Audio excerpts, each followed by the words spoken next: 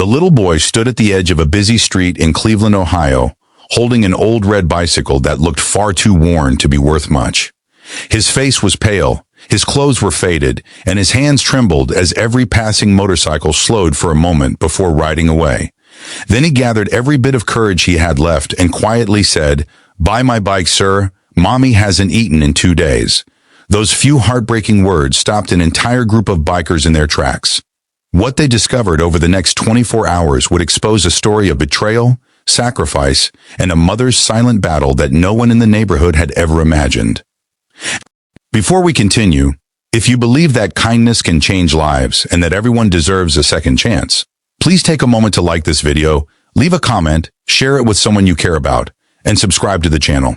Your support helps us bring more real and inspiring stories that remind the world compassion still exists. The group of riders belonged to a weekend motorcycle club known for organizing charity rides across Ohio. Their leader, Michael, was a calm man in his early 50s who had seen enough hardship in life to recognize genuine desperation when he saw it. Standing beside him were Nathan, Grace, Jacob, and Sarah, all volunteers who spent their weekends helping veterans, struggling families, and homeless shelters. Yet something about the boy's eyes made this encounter feel different. There was no sign of manipulation or rehearsed sadness. There was only exhaustion, fear, and hope fading by the second. The boy introduced himself as Noah, only 10 years old. He explained that the bicycle had been his birthday gift years ago, but it was the only thing left that could possibly be sold. He wasn't trying to earn money for toys or candy. He simply wanted enough to buy bread, soup, and milk because his mother hadn't eaten for 2 days. She kept pretending she wasn't hungry so he could have the little food that remained. Michael didn't reach for his wallet immediately. Instead, he gently asked where Noah lived. The boy hesitated, afraid someone might take him away from his mother. After a few reassuring moments, he agreed to show them. The bikers followed him through several aging apartment blocks until they reached a neglected building with broken windows and peeling paint. Inside, the hallway smelled of damp walls and forgotten lives. Noah quietly opened the door to a tiny apartment where his mother, Rachel, sat near the window pretending to read an old book, even though there was no electricity left to brighten the room. Rachel tried to stand when she saw the visitors, but weakness forced her back into the chair. She apologized repeatedly for the condition of the apartment and for Noah bothering strangers. Michael noticed that there was almost no furniture. The refrigerator was unplugged and empty except for a bottle of water. The kitchen shelves held only salt and a few tea bags. It became painfully obvious that Noah had been telling the truth. The bikers brought in groceries from their motorcycles, filling the kitchen with food. Rachel's eyes filled with tears, not because of the groceries themselves, but because someone had finally noticed they were suffering. She confessed that she had been skipping meals for weeks so Noah could eat enough to attend school.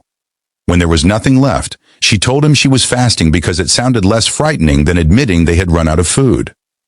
As the group listened, Rachel slowly revealed the story she had hidden from everyone. Just 2 years earlier, she had owned a comfortable home outside Cleveland. Her husband, Christopher, had operated a successful construction company. They dreamed about Noah's future and believed their family was secure. Then Christopher died suddenly after a medical emergency.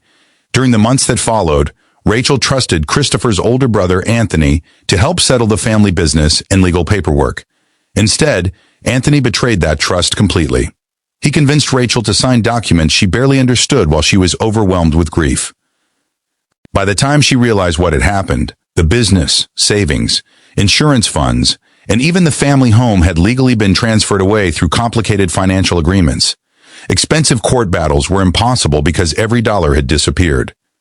Rachel lost everything except a few personal belongings and Noah's bicycle. Pride kept her from asking neighbors for help, believing she would eventually find work and recover.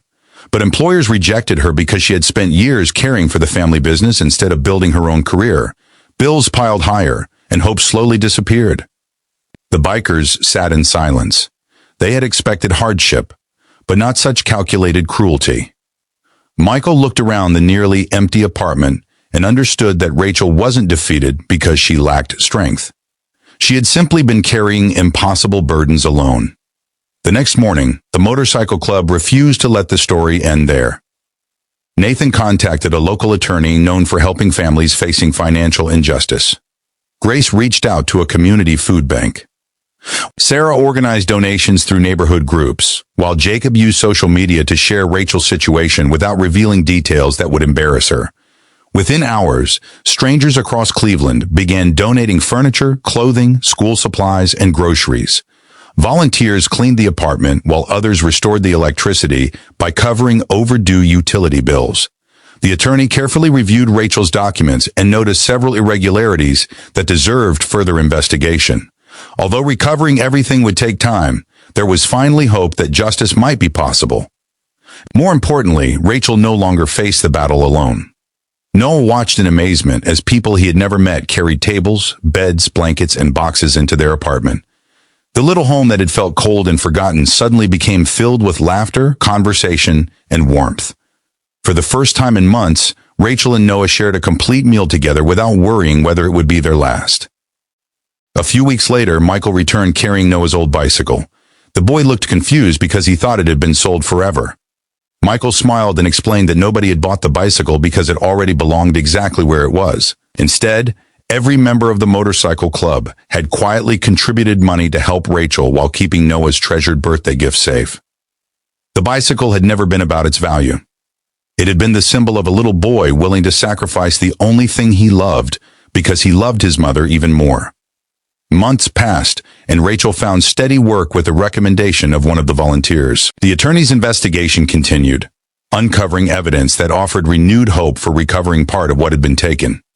Even before the legal process ended, Rachel often said the greatest thing the bikers had restored wasn't money or property. They had restored her belief that good people still existed.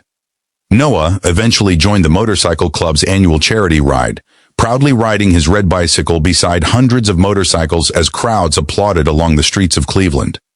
Many people watching had no idea why the riders smiled so proudly whenever they looked toward the small bicycle leading the parade. They weren't celebrating a machine. They were celebrating courage, compassion, and the reminder that one honest plea for help had united an entire community. Before we reach the end of this story, we'd love to hear from you. Please leave a comment with the words, "Kindness still lives," if you believe even one act of compassion can completely change someone's future. The greatest heroes rarely wear capes. Sometimes they wear motorcycle jackets. Sometimes they carry grocery bags instead of trophies. And sometimes the bravest person of all is a 10-year-old boy who is willing to give away his only bicycle so his mother doesn't have to spend another day hungry. If this story touched your heart, please like this video, share it with your friends and family, subscribe to the channel, and leave your thoughts in the comments.